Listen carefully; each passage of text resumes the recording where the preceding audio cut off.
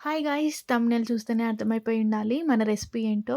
Super టేస్టీగా గోంగూర పచ్చి రొయ్యలు, నిలువ పచ్చడి. ఎవరైతే పికిల్ లవర్స్ ఉంటారో వాళ్ళకి మాత్రం పర్ఫెక్ట్ చాయిస్ ఇదైతే. మనం బయట ఆర్డర్ పెట్టుకునే పికిల్స్ కంటే కూడా సూపర్‌గా ఉంటుంది.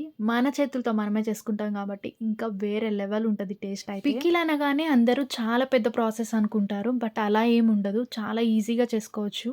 ప్రాసెస్‌లోకైతే వెళ్ళిపోదాం.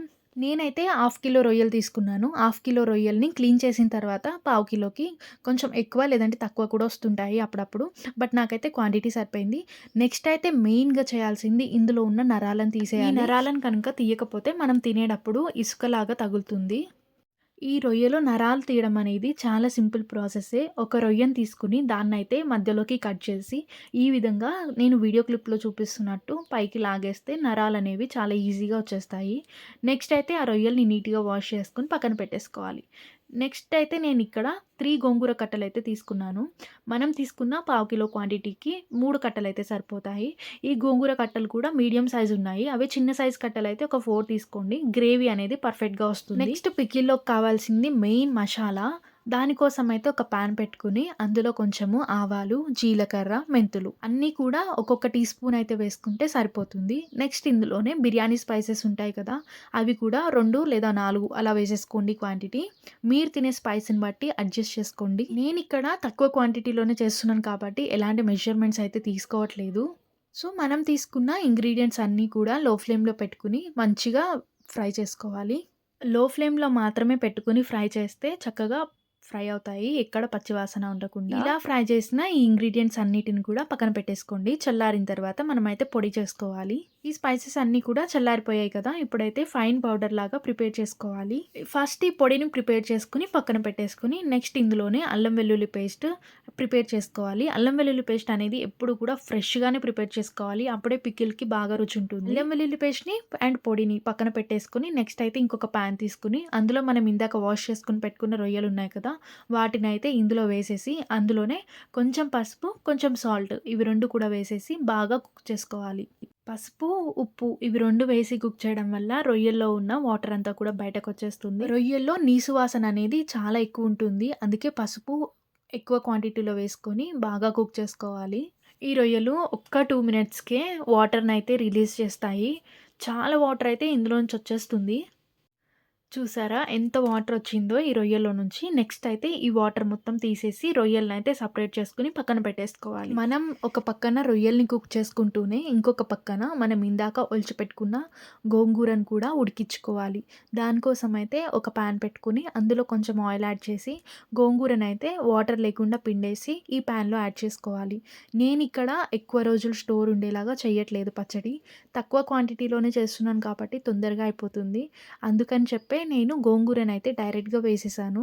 ఒకవేళ మీరు ఎక్కువ క్వాంటిటీలో ప్రిపేర్ చేసుకుంటే గోంగూరని ఫ్యాన్ గాలి కింద ఆరబెట్టుకొని అందులో తడి అనేది పోయిన తర్వాత ఈ ప్రాసెస్‌నైతే చేసుకోవాలి. గోంగూరని ప్యాన్‌లో యాడ్ చేసిన తర్వాత ఒక 2 మినిట్స్ పాటు కుక్ చేసుకుంటే మనకి ఈ విధంగా పేస్ట్ లాగా ప్రిపేర్ అయిపోతుంది. గోంగూరని స్లో ఫ్లేమ్‌లో కుక్ చేసుకుంటే మళ్ళీ దీన్ని మనం మిక్సీ పట్టాల్సిన అవసరం ఉండదు. సో, నేను వీడియో క్లిప్‌లో చూపిస్తున్నట్టుగా స్మూత్ పేస్ట్ లాగా అయితే అయిపోతుంది. సో, ఇలా ప్రిపేర్ అయిన గోంగూరనైతే తీసుకొని పక్కన పెట్టేసుకోండి.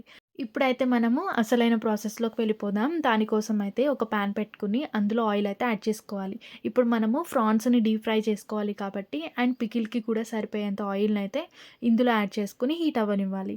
ఆయిల్ హీట్ అయిన తర్వాత ఫ్రాన్స్ అన్నిటిని కూడా వేసేసుకొని గోల్డెన్ షేడ్ వచ్చేంత వరకు బాగా ఫ్రై చేసుకోవాలి. ఈ ఫ్రాన్స్‌ని ఫ్రై చేసేటప్పుడు ఫ్లేమ్‌నైతే ఎక్కువ ఫ్లేమ్‌లో పెట్టకుండా మీడియం ఫ్లేమ్‌లో పెట్టుకొని దగ్గరుండి మిక్స్ చేసుకుంటూ బాగా ఫ్రై చేసుకోవాలి. ఈ ఫ్రాన్స్ ఆల్రెడీ మనకి కుక్ అయ్యి ఉన్నాయి కాబట్టి ఒక్క 2, 3 మినిట్స్‌కి ఇవి గోల్డెన్ షేడ్ అయితే వచ్చేస్తాయి. ఇన్ కేస్ మనము గోంగూర కాకుండా నార్మల్ రొయ్యల పచ్చడి చేయాలి అనుకున్న ప్రాసెస్ అయితే ఇలానే ఉంటుంది. కాకపోతే మనం గ్రేవీ కోసము కొంచెం అల్లం వెల్లుల్లి పేస్ట్ అనేది ఎక్కువ యాడ్ చేసుకోవాలి. ఒక్క 5 మినిట్స్ ఫ్రై చేసుకున్న తర్వాత రొయ్యలైతే ఈ విధంగా కలర్ చేంజ్ అవుతాయి. సో, ఇప్పుడైతే మనము ఇందాక ప్రిపేర్ చేసుకొని పెట్టుకున్న అల్లం వెల్లుల్లి పేస్ట్‌ని అయితే వేసేసుకోవాలి. అల్లం వెల్లుల్లి పేస్ట్ వేసుకొని ఒక 2, 3 మినిట్స్ పాటు బాగా ఫ్రై చేసుకోవాలి. ఎక్కడ పచ్చి వాసన అనేది లేకుండా చక్కగా అయితే ఫ్రై చేసుకోవాలి.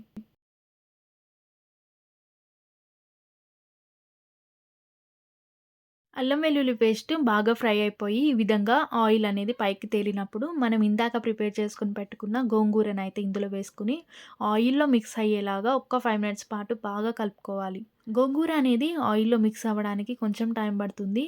వేసి అలా వదిలేయకుండా కలుపుకుంటూనే ఉండాలి.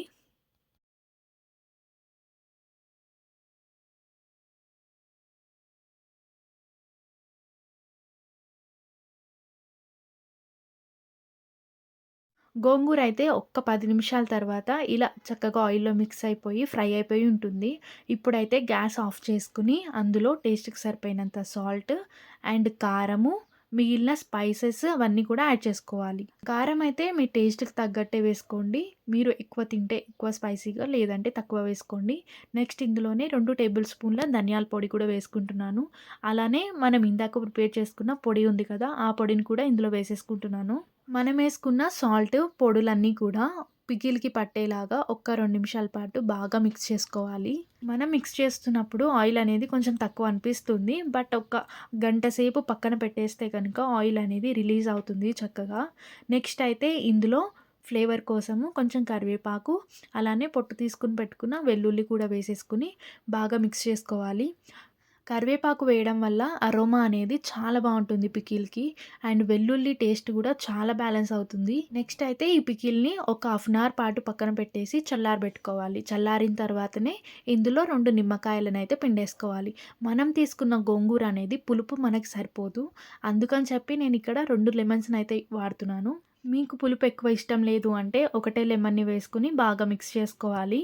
ఈ పికిల్‌ని బాగా మిక్స్ చేసుకొని ఒక హాఫ్ అన్ అవర్ పాటు పక్కన పెట్టేస్తే ఫ్లేవర్స్ అన్నీ కూడా చక్కగా పట్టుకుంటాయి. ఈ పికిల్‌ని వెంటనే సర్వ్ చేసుకోకుండా ఒక 1 అవర్ తర్వాత, లేదంటే నెక్స్ట్ డే సర్వ్ చేసుకుంటే టేస్ట్ అనేది చాలా బావుంటుంది. ఒకసారి మీరు కూడా ట్రై చేసి కామెంట్ చేసేయండి. వీడియో నచ్చితే గనుక ఒక లైక్ చేయండి, షేర్ చేయండి, సబ్స్క్రైబ్ చేసుకోవడం మాత్రం అస్సలు మర్చిపోవద్దు. మరిన్ని ఇంట్రెస్టింగ్ వీడియోస్ కోసం మన ఛానల్‌ని ఫాలో అవుతూ